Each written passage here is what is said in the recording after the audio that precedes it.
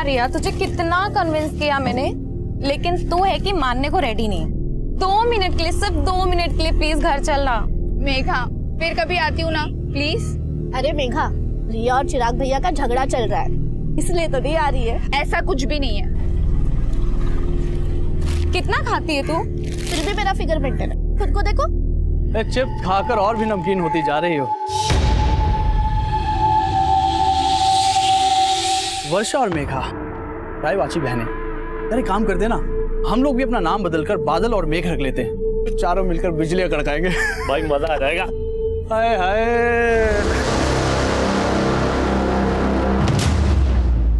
अगर आइंदा मेरी बहनों के साथ बदतमीजी की ना तो जानू नजर आएगा तुम्हें। चलो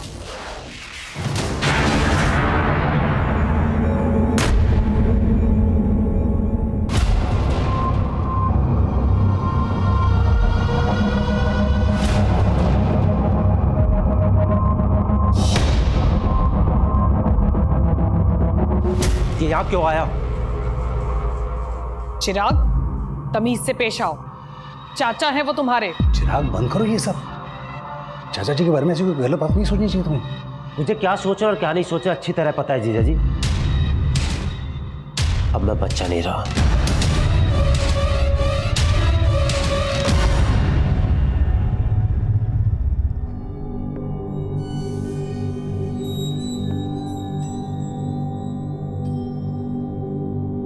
भाई साहब, मेरा मानना है प्रीत रीत से बड़ी होती है। हमारे देवी देवताओं ने हमेशा प्रीत का मान रखा। जी एकदम एकदम 16 आने सच बात बोली आपने। तो इसी बात पर कर देते हैं प्रीत और रीत का संगम।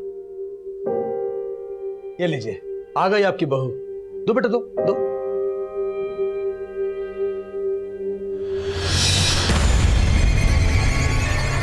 चाय इधर है। क्या? Thank you. माँ, माँ, मुझे ये शादी नहीं करनी है। जो लड़का शादी से पहले ही मुझे बाज की तरह से घूर घूर के देख रहा था, वो शादी के बाद पता नहीं क्या करेगा मेरे साथ। ना बाज अपनी बाजीगिरी से बाज आएगा और ना तेरे पापा अपने फैसले से बदलने वाले हैं, समझी? पर ये फैसला मेरी जिंदगी, मेरे सपने, सब कुछ तबाह कर देगा और ऐसा मैं होने नहीं दूंगी। क्या हो रहा है यहाँ पे? क्या होता मचा रखा? कुछ नहीं पापा, बस कब गिर गया था। कब गिर गया था?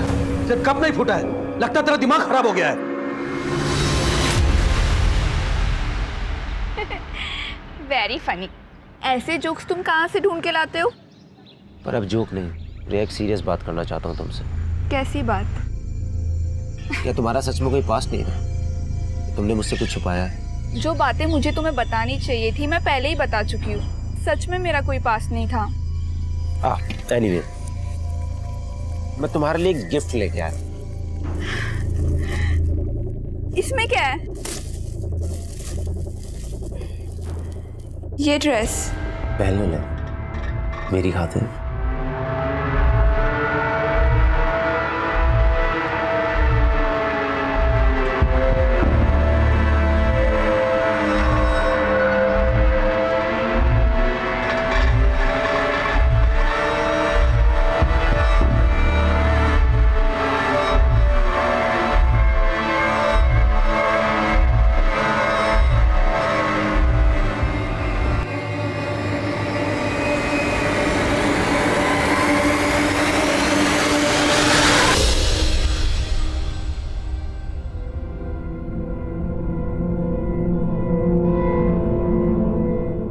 बस बस हो गया, मंडी जाना है मुझे, देर हो रही है।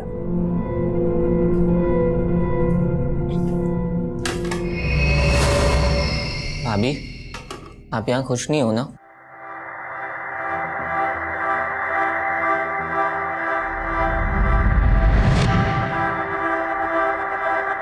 क्यों रे? इसका हमदर्द बनने की कोशिश कर रहे हैं। तेरे इरादे ठीक नहीं लग रहे मुझे। बताऊं क्या राजीव भैया को? तो बता दो ना, मुझे फर्क नहीं पड़ता है।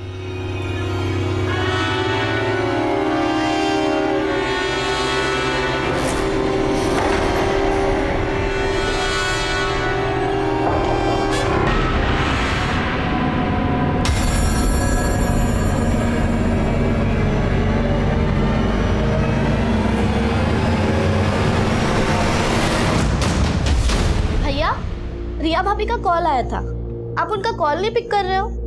कोई झगड़ा वगड़ा हुआ है क्या उनसे? रुको, मैं रिया भाभी को कॉल कर रही हूँ, आप उनसे। कोई जरूरत नहीं, मैं बात कर लूंगा उससे।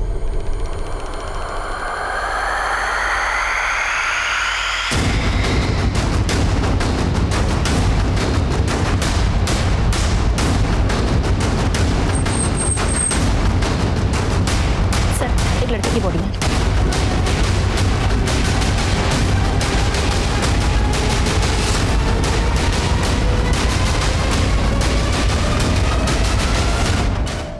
चिराग त्यागी। सर, इसके वॉलेट में कैश भी मिला है और इसका मोबाइल और घड़ी भी इसके पास ही था। गले में चेन भी है। मर्डर का मोटिव लूट तो नहीं था। देखो आसपास कुछ मिलता है क्या, और बॉडी पोस्टमार्टम के लिए भिजवाओ।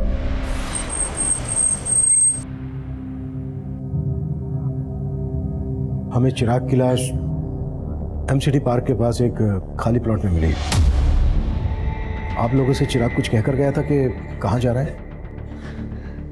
चिराग भैया ने तो कुछ बताया नहीं था, पर हो सकता है वो रिया भाभी से मिलने गए हो। रिया भाभी? चिराग शादीशुदा था? नहीं सर, चिराग भैया की शादी होने वाली थी। रिया चिराग भैया के फियांसे हैं। मॉर्निंग में मुझे रिया भाभी का कॉल आया था, वो बोल रही थी कि चिराग भैया उनका फोन पिक नहीं कर रहे हैं। भैया, रिया भाभी का कॉल आया था, आप उनका कॉल नहीं पिक कर रहे हो? कोई झगड़ा वगड़ा हुआ है क्या उनसे? रुको, मैं रिया भाभी को कॉल कर रही हूँ, आप उनसे। कोई जरूरत नहीं, मैं बात कर लूंगा उससे। जब भैया गए थे तब उनका मूड भी काफी ऑफ लग रहा था।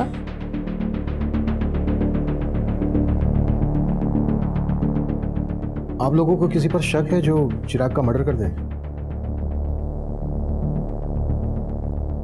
सर जरूर ये जतिन और उसके दोस्तों ने किया है। सर, कुछ दिन पहले मुझे और वर्षा को भी उनने बहुत परेशान किया था। इतना कुछ हो गया, आप लोगों ने पुलिस कंप्लेन क्यों नहीं की? चिराग भैया को लगा कि वो दोबारा ऐसी हरकत नहीं करेंगे।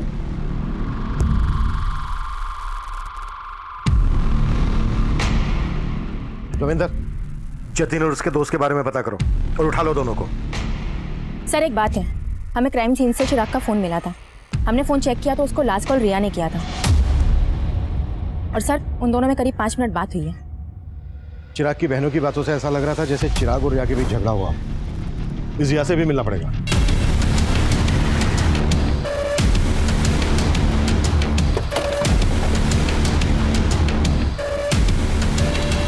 सर, चिराग मुझसे नाराज था, इसलिए वो मेरा फोन पिक नहीं कर रहा था। नाराजगी की वजह क्या थी? एक्चुअली मेरे पेरेंट्स का कहना था कि शादी के पहले हमें ज्यादा नहीं मिलना चाहिए, और वो मुझसे मिलना चाहता था।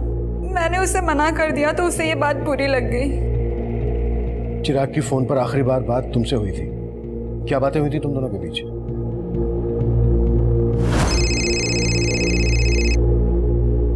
सो फाइनली तुमने मेरा फोन उठा लिया। मैंने उससे मिलने के लिए मना लिया था और उसने हाँ भी कर दी थी। तो तुम चिराग से मिली थी? नहीं सर, पर हम मिलने वाले थे। उसने मुझे एमसीडी गार्डन के पास मिलने के लिए बुलाया था। मैंने उसका बहुत वेट किया, लेकिन वो आया ही नहीं मिलने। हमें चिराग की लाश एमसीडी गार्डन के पास ही एक खाली प्लॉट में मिली थी। क्या तुम वाकई में उससे नहीं मिली थी या फिर कुछ छुपा रही हो हमसे? नहीं सर, चिराग सच में मुझसे नहीं मिला था। सर, मैंने कुछ नहीं किया सर। तूने नहीं किया तो जतिन ने किया होगा। जतिन कहाँ है? सर, जतिन 2 दिन पहले सर कुरुक्षेत्र गया था सर, और सर चिराग का मर्डर तो सर कल हुआ था।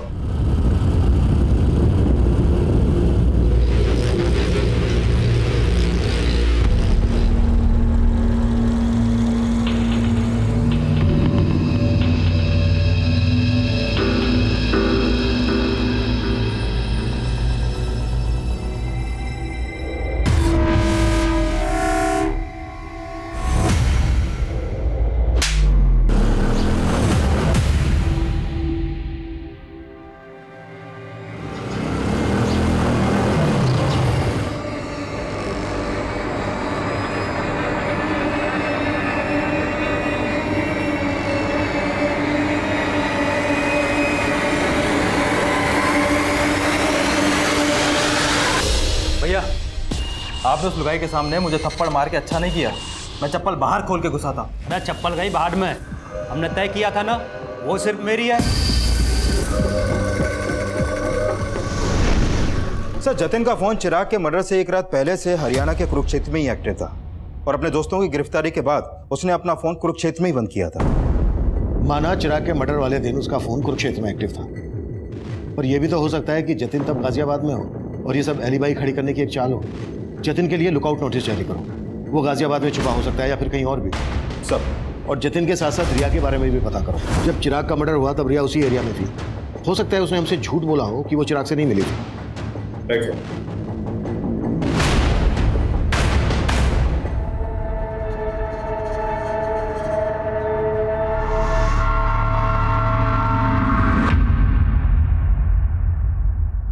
पानी पियो, लो पानी पियो। मैं समझ सकता हूँ कि किस्मत ने फिर से एक बहुत बड़ा घाव दिया, लेकिन अपने बाकी के बच्चों के लिए तुम्हें इस दुख से उभरना पड़ेगा ना। ऐसा काम थोड़ी चलेगा। चिराग के जाने के बाद चाचा जी को तो लाइसेंस मिल गया आने का। मुझे कुछ ठीक नहीं लग रहा है।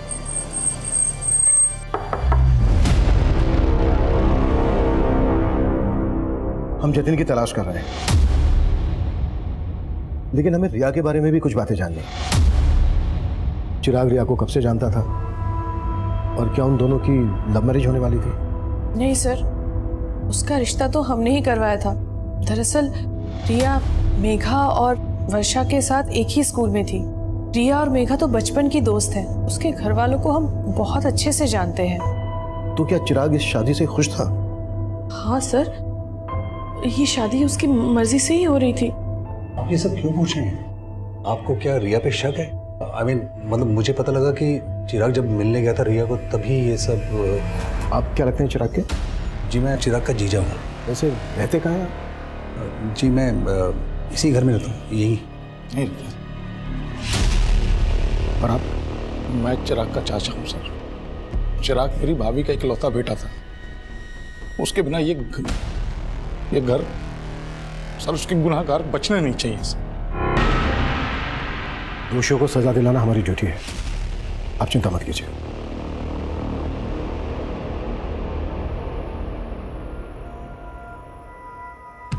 चिराग के चाचा और जीजा को ज्यादा ही कंसर्न लग रहे थे। चिराग के फादर थे नहीं, जीजा घर जमाई। चेक करो कोई पर्सनल या प्रॉपर्टी को लेकर इश्यू तो नहीं था इन लोगों के बीच।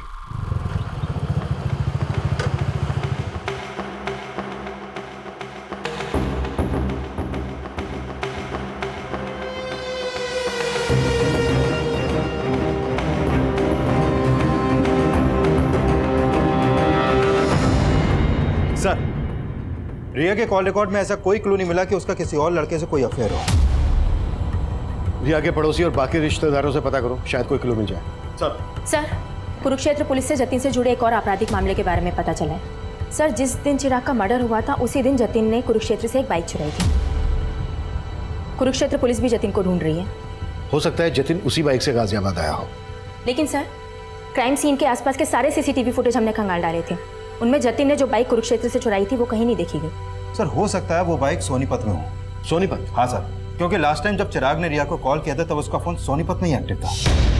ये भी तो हो सकता है कि चिराग का मर्डर सोनीपत में किया गया हो और पर्पसली उसकी बॉडी को एमसीडी गार्डन के पास लाकर डंप कर दिया गया हो। चिराग का फोन सोनीपत में जहां जहां एक्टिव था वहां के सीसीटीवी खंगालो और चिराग की फैमिली से भी पता करो कि वो सोनीपत क्यों गया होगा। पता किया सर, लेकिन उन्हें इस बारे में कुछ नहीं मालूम है। लेकिन सर, चिराग के चाचा रमाशंकर सोनीपत से कुछ 50 किलोमीटर दूर पानीपत में रहते हैं। चाचा के खिलाफ कुछ मिला? फिलहाल तो नहीं सर, लेकिन हम पता कर रहे हैं। और ये भी पता लगाओ कि जतिन का चिराग से जुड़े किन किन लोगों से कनेक्शन था। हो सकता है चिराग के मर्डर में जतिन को मोहरा बनाया गया।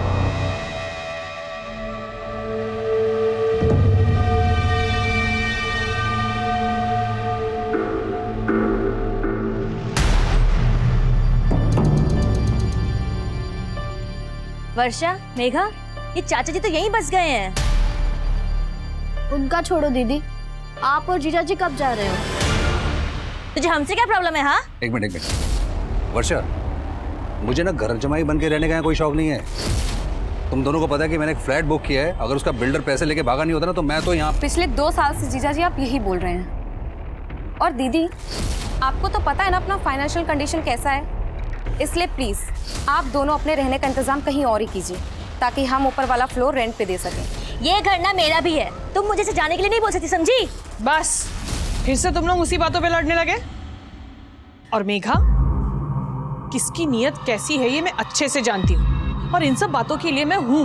लेकिन चिराग भैया ने तो आप पे कभी भरोसा ही नहीं किया, और वजह आप अच्छी तरीके से जानती है। हम चिराग के घर वालों के बारे में पता कर रहे थे और दूसरी तरफ हम जतिन को भी ढूंढ रहे थे, लेकिन हमें जतिन नहीं मिल रहा था जिस पर चिराग की फैमिली शक जता रही थी। सर, हमने उस दिन के सोनीपत के एरिया के सीसीटीवी खंगाले थे जब चिराग का फोन वहां पर एक्टिव था, लेकिन उसमें से किसी भी फुटेज में चिराग कैप्चर नहीं हुआ। लेकिन सर, उससे एक दिन पहले की एक सीसीटीवी फुटेज में चिराग कैप्चर हुआ था जिसमें वो एक औरत का पीछा कर रहा था। ये देखिए सर। कौन है ये औरत और चिराग क्यों और किस मकसद से इसका पीछा कर रहा होगा? प्रिया, औरत घूंघट में है, फिर भी चिराग के घर वालों को ये फुटेज दिखाओ, हो सकता है वहां से कोई हिंट मिल जाए। Right sir.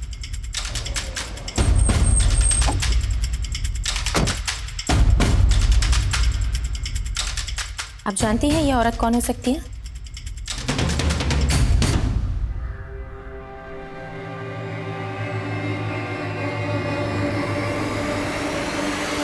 अरे वो नीच, जब मैं अंदर होता हूँ तब भी तू इसी तरह झांकता है। हाँ, झांकता हूँ, लेकिन आपकी तरह आपकी मशरूफियत में बाधा नहीं डालता। उसे देखिए, इश्क लड़ा रहा है अंदर। तो लड़ाने दे, तेरे क्यों चुल उठ रही है? अरे वो मेरे भोले भैया उस लड़की को हमारे खिलाफ भड़का रहा है।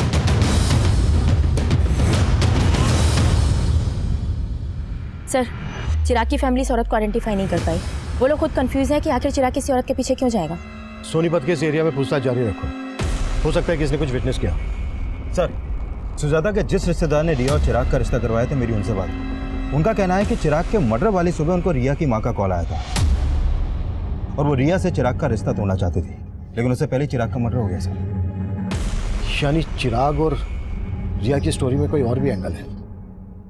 रिया की मदर ये रिश्ता तोड़वाना चाहती थी तो जाहिर सी बात है रिया को ये बात पता होगी, लेकिन रिया ने हमसे बताई नहीं। इस रिया से दोबारा मिलते हैं। अरे बाबली, अरे रो क्यों रही है? अरे आज रोने का दिन ना है, आज तो हंसने का मौका है। अरे अपना मुकुल है ना, उसका हैप्पी बर्थडे है और उसे आज मैं अपना दिन तोहफे में दूंगा। सर, मम्मी मेरे कहने पे ये रिश्ता चिराग से तोड़ने वाली थी, लेकिन फिर उसका मर्डर हो गया। मुझे इसलिए कुछ समझ में नहीं आ रहा था कि आप लोगों को ये बात बोलूं या ना बोलूं। समझ में नहीं आ रहा था? क्या फिर जानबूझकर ये बात हमसे छुपाई गई? नहीं सर, ऐसा कुछ भी नहीं है। तो फिर कैसा है? शादी क्यों तोड़ना चाहती थी? सर, एक्चुअली वो चिराग कुछ दिनों से बहुत अजीब बिहेव करने लगा था। पहले वो जब भी मिलता था अच्छी बातें करता था, लेकिन अचानक से उसके बिहेवियर में चेंजेस आ गए। रिया, एक सीरियस बात करना चाहता हूँ तुमसे। कैसी बात? क्या तुम्हारा सच में कोई पास्ट नहीं था? जो बातें मुझे तुम्हें बतानी चाहिए थी मैं पहले ही बता चुकी हूँ। सच में मेरा कोई पास्ट नहीं था। एनीवे, मैं तुम्हारे लिए एक गिफ्ट लेके आया। ये ड्रेस पहन लो। सर, मुझे नहीं पता उसके मन में क्या चल रहा था, लेकिन उस दिन के बाद से वो बहुत अजीब अजीब सवाल करने लगा। मेरा क्लासमेट कौन था, मेरे दोस्त कौन थे। मतलब उसे तुम पर शक था कि तुम्हारा कोई एक्स है? नहीं सर, ऐसा कुछ भी नहीं है, लेकिन उसके इन सवालों से मैं तंग आ गई थी। मैंने ही मम्मी से कहा था कि मैं उससे शादी नहीं करना चाहती, और फिर मैंने डिसाइड किया कि उस दिन मैं चिराग से मिलकर सब कुछ खत्म कर लूँगी। तो उस दिन चिराग तुमसे मिला था? नहीं सर, मैंने कहा ना, मैं उस दिन चिराग से नहीं मिली। लेकिन चिराग की लाश हमें उसी एरिया में मिली जहाँ तुम उससे मिलने वाली थी। सर, आप कहना क्या चाहते हैं? मैंने चिराग को मारा है? सर, माना रिया के बयान से लग रहा है कि चिराग को डाउट था कि रिया का कोई पास्ट होगा, लेकिन जितना हमने रिया के बारे में पता किया उससे कहीं नहीं लगा कि रिया की लाइफ में कोई और लड़का भी होगा। लेकिन सवाल यह है कि चिराग को शक क्यों था?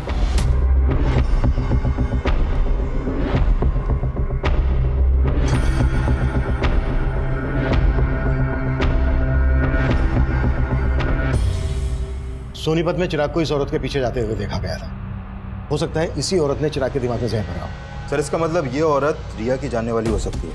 करेक्ट। और हो सकता है चिराग को इस औरत की असलियत पता चल गई हो और इस औरत ने इस औरत की फोटो रिया और उसकी मदर को दिखाओ। और सोनीपत में पूछताछ तेज कर दो। हमारे लिए जानना बेहद जरूरी है कि आखिर ये औरत है कौन। सर, क्या आप इसको जानते हैं?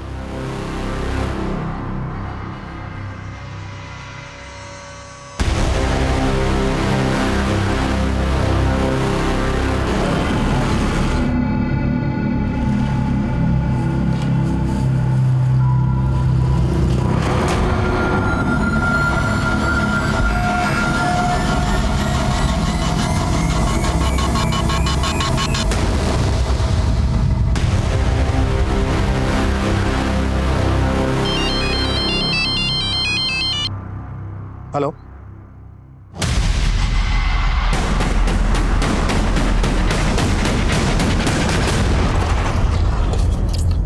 सर, जिस घूंघट वाली औरत को हम ढूंढ रहे थे उस औरत को इस दुकान पे देखा गया। सर वो औरत उस दिन यहाँ खरीदारी करने आई थी। सुनिए, अब जी नहीं पहचाना? अरे चिराग। उसके बाद वो लड़का भी यहाँ से उस औरत के पीछे चला गया था।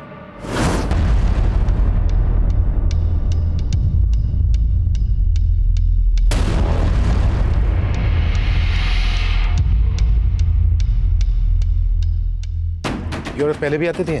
जी सर, 3-4 महीने पहले कभी कभी आया करती थी, लेकिन तब उसकी शादी नहीं हुई थी। उस दिन पहली बार मैंने उसको साड़ी में देखा था।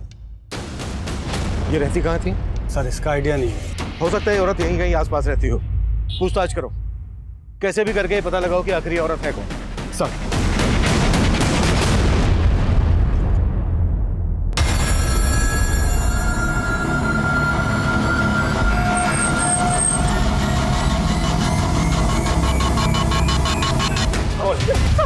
चिराग को क्यों मारा? नहीं सर, मैंने बिल्कुल नहीं मारा। नहीं सर, मैंने नहीं बोला।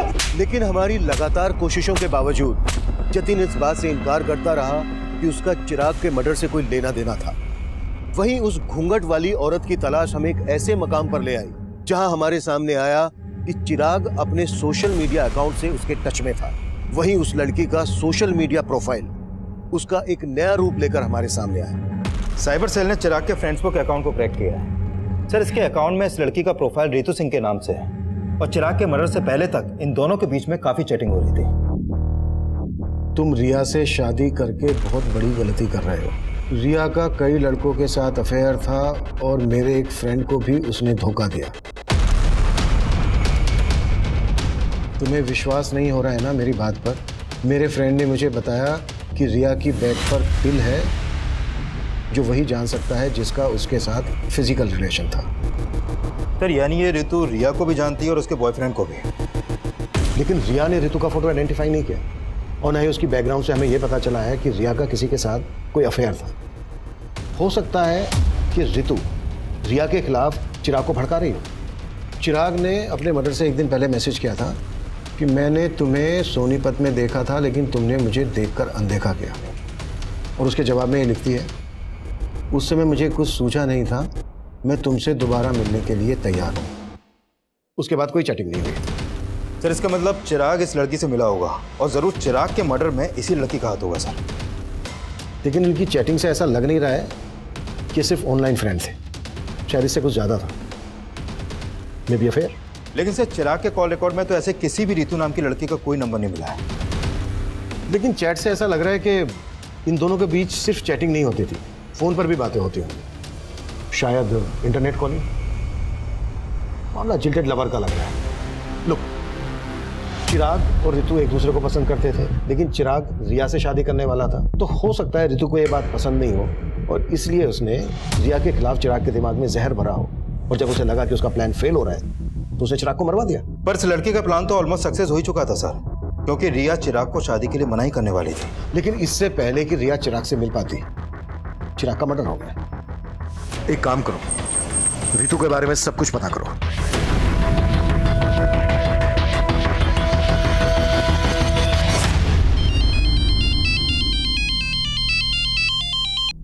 हाँ रविंदर। सर, उस लड़की के पेरेंट्स के घर का पता चला।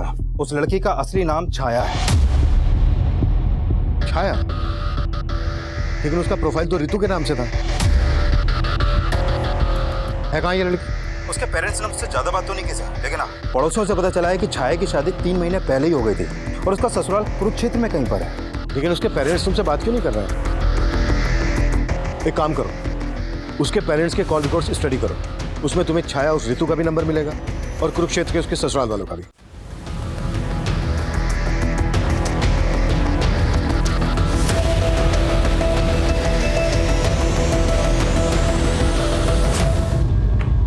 सर छाया के पेरेंट्स के कॉल रिकॉर्ड में छाया का नंबर तो मिला ही है, लेकिन उसके अलावा 2 नंबर और मिले हैं कुरुक्षेत्र के। ये देखिए सर, एक नंबर राजीव के नाम पे रजिस्टर्ड है और ये दूसरा अनीता के। कुरुक्षेत्र चलने की तैयारी करो। सर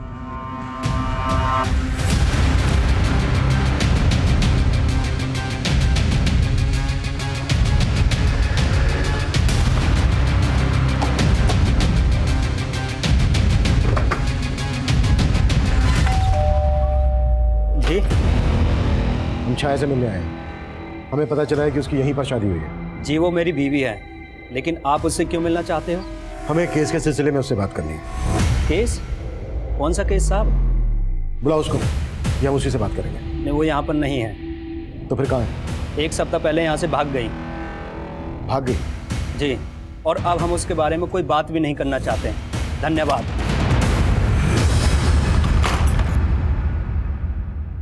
सर छाया का फोन स्विच ऑफ है। तो छाया का पति बोल रहा है कि 1 हफ्ता पहले ही छाया यहाँ से भाग गई थी। सर मुझे लग रहा है ये जरूर उसे बचा रहा है। हो सकता है। छाया के फादर राम सिंह को पता चल गया था कि हम छाया को ढूंढ रहे हैं। एक काम करो, छाया के फादर राम सिंह पे नजर रखो और ससुराल वालों पर भी। इनके बारे में सब कुछ पता करो। सर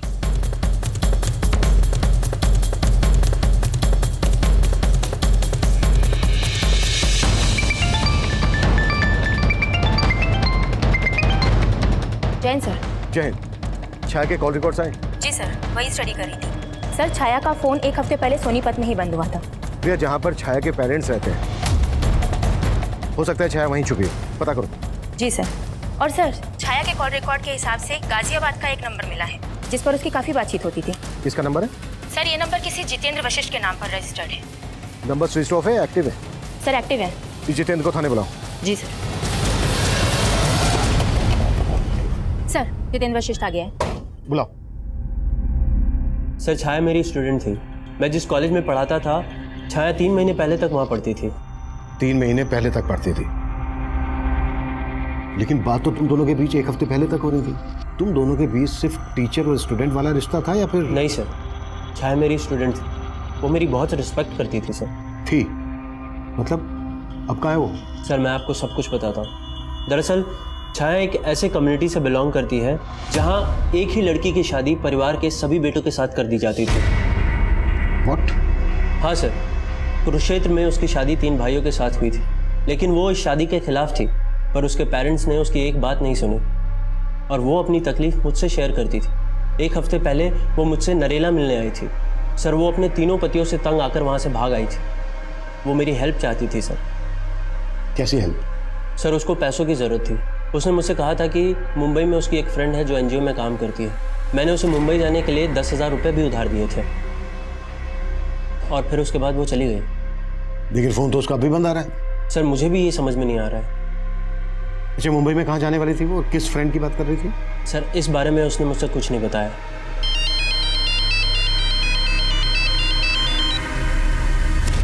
हाँ रविंदर। सर सोनीपत पुलिस से एक चौंकाने वाली इन्फॉर्मेशन मिली है। कुछ दिन पहले उन्हें सोनीपत में छाया की लाश मिली थी। सर सोनीपत पुलिस ने छाया का पोस्टमार्टम करवाया तो सामने आया कि छाया का मर्डर भी चिराग की तरह उसका गला दबा के किया गया था और उसकी मौत 1 हफ्ते पहले तभी हो गई थी जब उसका फोन बंद हुआ। लेकिन जितेंद्र की ये बात सही निकली कि छाया की शादी 3 भाइयों से हुई थी। Right sir. और उस गांव में ऐसी कई औरतें हैं जिनके 1 से ज्यादा पति हैं और सभी वहां के जमींदार हैं। सर उस गांव की रीति के हिसाब से एक ही परिवार के सभी बेटों की शादी एक औरत से इसलिए करवाई जाती है ताकि जमीन का बंटवारा ना हो, लेकिन औलाद पैदा करने का हक सिर्फ बड़े भाई को होता है। बाकी के भाई उस औरत को सिर्फ एक वर्कर की तरह इस्तेमाल करते हैं। सर छाया इस शादी के खिलाफ थी। हो सकता है चिराग और छाया का शादी के पहले से अफेयर हो। इस बात में सच्चाई नहीं लग रही, क्योंकि चिराग रिया से शादी करने वाला था और छाया चिराग से ऋतु बनकर चैटिंग करती थी। हाँ, एक बार को ये हो सकता है कि छाया के तीनों पतियों को ऐसा लगा हो कि छाया और चिराग का अफेयर चल रहा है, इसलिए उन्होंने पहले चिराग को और उसके बाद छाया को मार डाला। बहुत हो गया तेरा 1/3 और हम तेरी हड्डियों के पट्टे इकट्ठे करेंगे। बोल, क्यों मारा चिराग को, क्यों मारा छाया को? हम तो चिराग को जानते भी नहीं थे और छाया तो घर से भाग गई थी साहब। हम सच बोल रहे हैं साहब, हमने कुछ नहीं किया। झूठ ना बोलो साहब, इन दोनों ने ही मारा है छाया को। झूठ क्यों बोल रहा है तू? पीछे रह के बात कर। बोल। झूठ बोल रहे हैं साहब, ये इन दोनों ने ही मारा है। मुकुल को दूसरे कमरे में लेकर आओ। साहब चिराग कौन है ये तो मैं भी नहीं जानता, कि मेरे दोनों भाइयों ने सर जीना हराम कर दिया था उसका। और शादी तो तूने भी की थी उससे। सर जैसी जबरदस्ती उसके साथ हुई थी वैसी ही मेरे साथ हुई थी। छोड़ो मुझे। अरे तू चल अंदर, छोड़ो मुझे। बना हैप्पी बर्थडे, और वो भी हमारे सामने, और साबित करके बता कि तू उसका कसम है कि इसका यार। चल कपड़े उतार चल। क्या बोल रहे हो ये भैया? कपड़े उतार चल। अरे तू भी उतार। तकलीफ समझता था, इसीलिए मैंने ही उसे भागने में मदद की थी।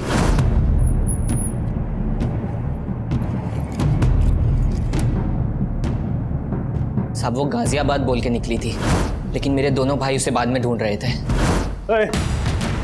सच सच बता दे, कहाँ भेजा तूने उसे? नहीं भैया, मैंने उसे नहीं भगाया है, मम्मी कसम मैंने उसे नहीं भगाया है। सर मुझे पक्का यकीन है उन्होंने उसे ढूंढ के मार दिया होगा।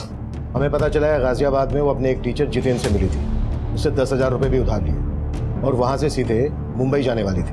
मुंबई में उसकी एक फ्रेंड है जो एनजीओ में काम करती है। उसकी ऐसी किसी फ्रेंड को जानते हो जो मुंबई में रहती है? नहीं साहब, उसने तो बस मुझे इतना ही बताया था कि वो गाजियाबाद में अपने किसी दोस्त से मिलने जा रही है। इसके अलावा उसने मुझे कुछ नहीं बताया था साहब। सर, मैंने चिराग के कॉल रिकॉर्ड्स में एक नंबर आइडेंटिफाई किया है जिस पर उसकी काफ़ी बात होती थी। वो नंबर उसके दोस्त उमेश का है सर। सर मैं और चिराग एक ही स्कूल में पढ़ते थे, हम दोनों काफ़ी अच्छे दोस्त थे। तुम्हें क्या लगता है चिराग का मर्डर किसने किया होगा? उसको नापसंद करने वाले उसके घर वाले भी थे। मतलब किसकी बात कर रहे हैं? सर एक तो उसके चाचा, चिराग से उनकी बिल्कुल नहीं बनती थी, और मैं अपने जीजा से भी तंग आ गया था। उमेश। हाँ भाई। मैं जीजा जी से ज्यादा ना अपनी बहन नीलम के लिए दुखी हूँ। क्यों? अरे जीजा जी किसी काम के नहीं है, नौकरी ढूंढना तो दूर की बात, हमारे घर में आके बैठ गए। मैं दीदी की वजह से चुप हूँ, नहीं तो।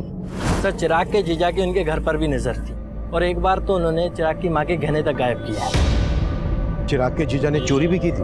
हाँ सर, और कहानी ये बताई कि गहने किसी ने लूट लिए। मैं सुनार के पास से जब आया तो यहाँ पर आया, ये यहाँ पर ये एक आदमी मिला, इसने मुझे चूल्हा दिखाया, मैंने यहाँ से गहने लिए और वहाँ कहीं भाग गया वो। लेकिन चिराग ने कंप्लेंट करने से मना कर दिया था, क्योंकि उसे पता था कि अगर वह कंप्लेंट करेगा तो चिराग का जीजा ही झूठा साबित होगा और घर की बदनामी होगी। चिराग को अपने चाचा के साथ क्या प्रॉब्लम थी? सर आप जैसा सोच रहे हैं सब बिल्कुल नहीं। माना कि चिराग मुझे पसंद नहीं करता, लेकिन सुजाता भाभी में चिराग की जान बसती, तो मैं उसे कैसे मरवा सकता हूँ? चिराग में सुजाता की जान बसती थी और तेरी जान सुजाता में बसती है, इसलिए सुजाता की जिंदगी में जगह बनाने के लिए तूने चिराग को मरवा दिया। क्या सर? जब चिराग का मर्डर हुआ मैं तो शहर में था ही नहीं सर, मैं तो शहर के बाहर था सर। तेरे सारे कांड पता कर लिए हमने, कभी चिट फंड का तो कभी नकली पेपर्स बनवाकर प्रॉपर्टी का धंधा, बहुत लोगों को चूना लगाया तूने, और वो तू घर बिकवा कर भी नीलम का हिस्सा लेना चाहता था, और तेरे रास्ते का रोड़ा था चिराग। सर आप मेरे और भाभी के रिश्ते को लेकर गलत सोच रहे हैं। दरअसल उमाशंकर भाई साहब कई साल पहले गुजर गए, तो भाभी का ख्याल मेरे अलावा कौन रखता? फिर तेरे बीवी बच्चों ने तुझे क्यों छोड़ा? सब पता कर लिया हमने, उन्हें भी यही लगता है कि तेरा और तेरी सुजाता भाभी का चक्कर चल रहा है। गलत फहमी है सर उनको, जैसे चिराग को थी, और चिराग ने इन सब बातों को तूल दिया सर। और रमाशंकर बाहर निकल! क्या बदतमीजी कर रहा है? इधर आके बात कर। अंदर तो मेरे पाँव के जूते भी नहीं जाएंगे। लास्ट वार्निंग दे रहा हूँ, अगर मेरी माँ से मिला ना तो अच्छा नहीं होगा रमाशंकर। सर इस चिराग की वजह से मेरी फैमिली मुझे शक की निगाह से देखने लगी थी। हो सकता है इसी बात का बदला लिया हो तूने चिराग से। सर मैं मानता हूँ कि मैं बहुत घटिया आदमी हूँ, लालची आदमी हूँ, लेकिन ये चिराग के मर्डर में मेरा कोई रिलेशन नहीं है सर। मेरे और सुजाता भाभी के बीच में तेवर भाभी से पहले दोस्ती का रिश्ता है। मतलब? सर बड़ी भाभी सुनीता की मौत के बाद। अब ये सुनीता भाभी कौन है? सर मेरे भैया की पहली पत्नी। सर उनकी मौत के बाद भैया ने सुनीता भाभी की छोटी बहन सुजाता से शादी कर ली, ताकि उनके बच्चों को माँ का प्यार मिल सके। मतलब नीलम और चिराग तुम्हारी सुजाता भाभी के बच्चे नहीं है? नहीं सर, वो बड़ी भाभी के बच्चे हैं, लेकिन सुजाता ने मेघा और वर्षा से ज़्यादा उन दोनों का ख्याल रखा।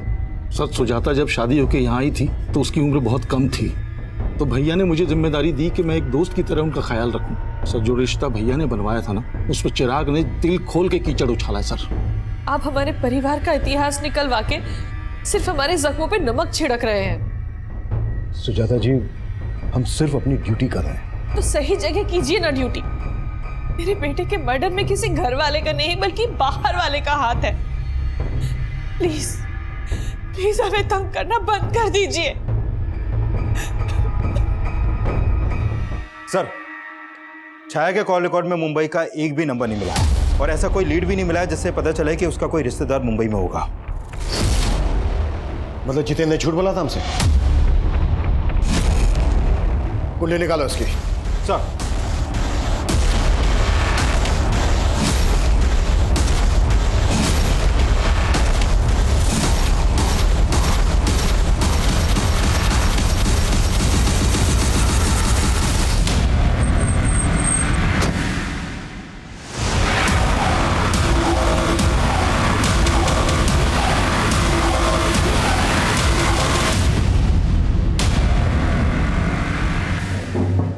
छाया का टीचर, मेघा का लवर।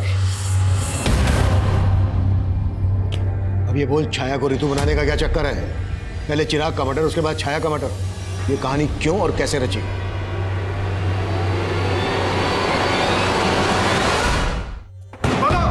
बोलता हूँ सर। सर, मेरा और मेघा का अफेयर चल रहा था सर, लेकिन हमारा ब्रेकअप हो गया था सर, क्योंकि मेरे पेरेंट्स ने जबरदस्ती मेरी रिश्ता कहीं और करा दिया था। लेकिन जब मेरी फादर की डेथ हुई तो मेघा मुझे सांत्वना देने आई। उसके बाद से सर हमारा फिर से मिलना चालू हो गया सर। और मेघा ने बताया कि इसके फादर के डेथ के बाद से नौकरी कंपैशन के आधार पर नौकरी किसी एक बच्चे को मिल सकती थी और चिराग अच्छा खासा पढ़ा लिखा था, वो चाहे तो कोई दूसरी नौकरी कर सकता था, लेकिन नहीं, माँ ने ये नौकरी उसके नाम कर दी। मुझे लगा अगर मैं चिराग को मार दूंगी तो ये नौकरी मेरे नाम हो जाएगी। मुझे मालूम था छाया जितेंद्र की स्टूडेंट थी, इसलिए जितेंद्र की मदद से हमने छाया की फोटो यूज की और ऋतु नाम की एक फेक प्रोफाइल बनाई और चिराग को फ्रेंड रिक्वेस्ट भेजी और उसने वो रिक्वेस्ट एक्सेप्ट भी कर ली। धीरे धीरे हमारी नॉर्मल बातें होने लगी। फिर एक दिन चैटिंग के थ्रू चिराग ने मुझे कहा कि उसे रिया से शादी करनी है। बस इसी मौके का फायदा उठाकर मैंने चिराग को कहा रिया की फोटो भेजने के लिए, और फिर मैंने उसे लिखना शुरू किया कि मैं रिया को जानती हूँ, और फिर धीरे धीरे चिराग के मन में रिया के खिलाफ शक पैदा करवाया। और चिराग तुम्हारे उन मैसेजेस पर बिना सोचे समझे भरोसा करने लगा था? नहीं, मैं ऋतु बनकर कभी कभी किसी ऐप के जरिए उसे वॉइस कॉल करती थी। एक तरफ चिराग और रिया का रोज झगड़ा होने लगा और दूसरी तरफ चिराग मुझसे बार बार मिलने की रिक्वेस्ट करने लगा। उसी दिन उसने छाया को सोनीपत में देख लिया और छाया ने उसे देखकर जिस तरह से रिएक्ट किया उसे शक होने लगा। इसीलिए मैंने ऋतु बनकर उसे कॉल किया और उसे मिलने के लिए बुलाया। और तुम्हें पता था चिराग और रिया एमसीडी गार्डन में मिलते थे, इसलिए तुमने उसको वहीं पर मिलने के लिए बुलाया।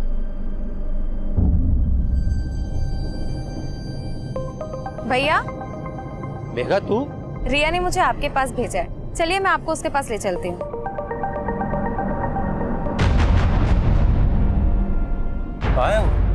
भैया बस आती होगी।